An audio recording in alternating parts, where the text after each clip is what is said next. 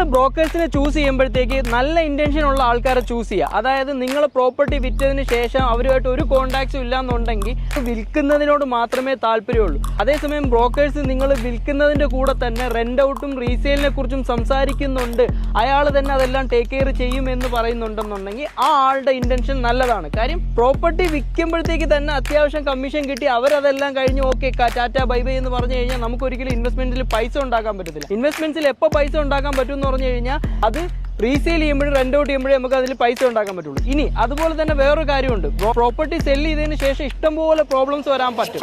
എന്നു പറഞ്ഞാൽ of plan ആയതുകൊണ്ട് സംടൈംസ് പേയ്മെൻറ്റ് നമുക്ക് ഡിലേ ആവാം, അല്ലെങ്കിൽ പേയ്മെൻറ്റ് നമുക്ക് ചെയ്തുകൊണ്ടിരിക്കുന്ന സമയത്ത് നമുക്ക് അടയ്ക്കാൻ പറ്റാതാവാം. അങ്ങനെയൊക്കെ വരുമ്പോഴത്തേക്ക് നിങ്ങളോട് ഹെൽപ്പ് ചെയ്യുന്നില്ല എന്നുണ്ടെങ്കിൽ അപ്പോഴത്തേക്കും മാറ്റിക്കൊള്ളണം ആ ബ്രോക്കറിനെ. കാര്യം അവർക്ക് ഓൺലി സെല്ലിങ് ആൻഡ് കമ്മീഷന് മാത്രമേ അതിനകത്ത് ഇൻട്രസ്റ്റ് ഉള്ളൂ, ബാക്കിയുള്ള ഒരു കാര്യത്തിനോട് ഇൻട്രസ്റ്റ് ഇല്ല.